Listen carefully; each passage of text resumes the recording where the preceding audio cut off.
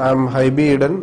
I'm presently heading the National Students Union of India, which is the frontal organization of the student wing of basically Indian National Congress. I'm completed my graduation in commerce, and right now I'm doing my final semester in law.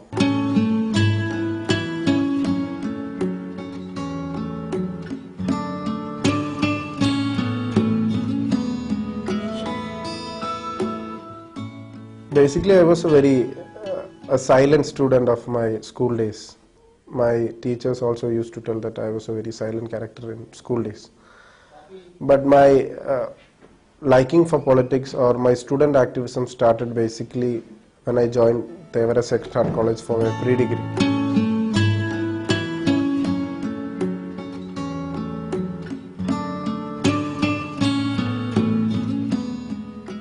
I belong to a very political family.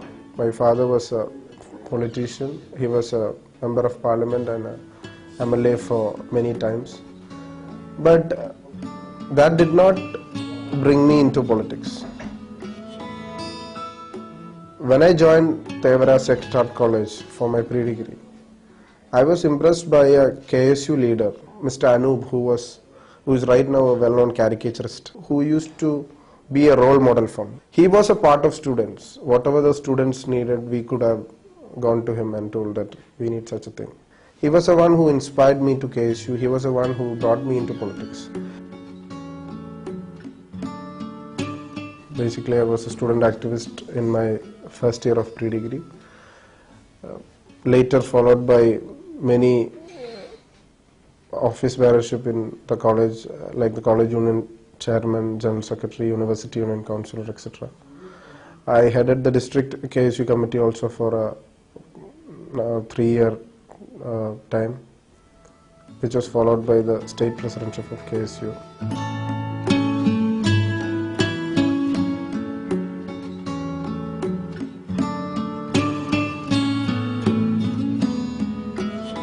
My father always wanted me to have my business management from abroad.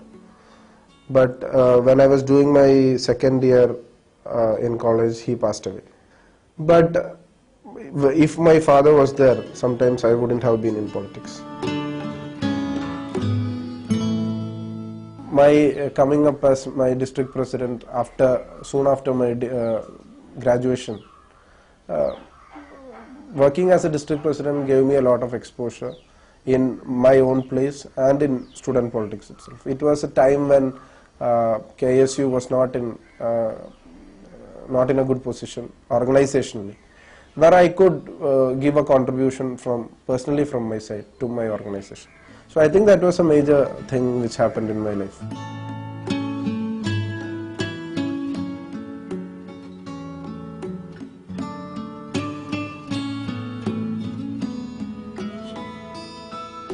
While I was working as a full-fledged KSU president and while I was traveling all over Kerala for building up my organization and building up of student activism, at that time Congress was also in the opposition. So I had a major role to play as a student organization and a student activist. NSUI presidentship was quite unexpected for me. But the coming up of my announcement by Honorable Sri Rahul Gandhi when he took over, it was his first appointment where he looked after Youth Congress and NSUI. So that was a major break in my life, and that was a very big exposure in my life, where after 25 long years, Kerala is getting such an opportunity for the NSUI presidentship.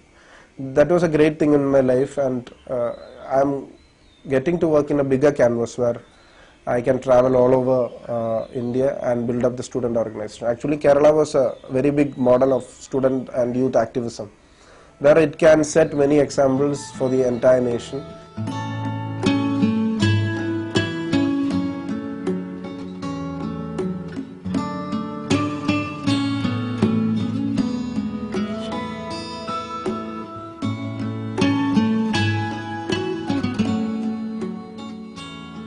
In politics, taking up of decisions, right decision at the right time, make you come up in politics. I was a great follower of leader Sri K. Karunakaran. when Honorable Leader Sri K. Karunagaran left Indian National Congress. Even though I had a lot of personal commitments, even though my father had a lot of personal commitments with Honorable Leader Sri K. Karunagaran, I had to stay in my party. When you look India as a whole, for India to come up as a secular democratic country, I think Indian National Congress has a major role to play. So, leaving the national party and leaving a party like the Congress and joining a regional party, I thought it was a very big blunder, which was a very bright and very right decision at that time.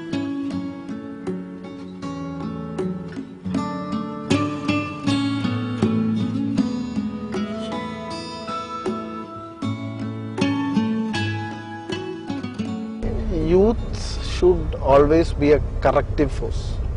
Corrective. They should be able to question the wrong, even though if it is his boss or her boss. Youth and student are always the vibrant community of our society. There is a basic general feeling that politics is something where people shouldn't be in, or it is a process where people shouldn't take part.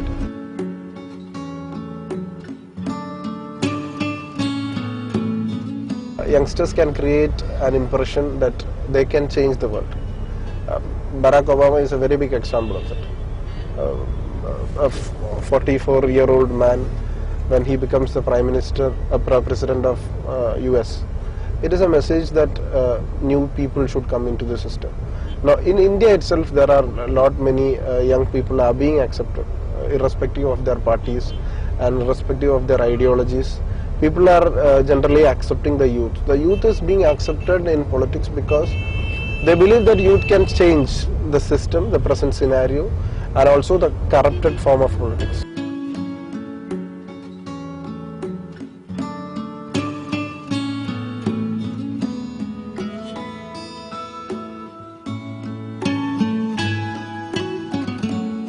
They are basically keeping away from the stream. They are confined only to themselves. They have their own interest, they have their own profession, they have their own career, they have their own business. Whatever it is, whatever they can do, they should do for the society. It is not that you are getting reward from this. It is your moral responsibility, and it should be a part of our day-to-day activities that you find such amount of time for social service or for the nation. Nobody is restraining a politician from doing his own business or his own profession. It should be for his livelihood. He can do a business or he can work for a company. That's not basically an issue. Even in olden times, teaching was done basically as a social service.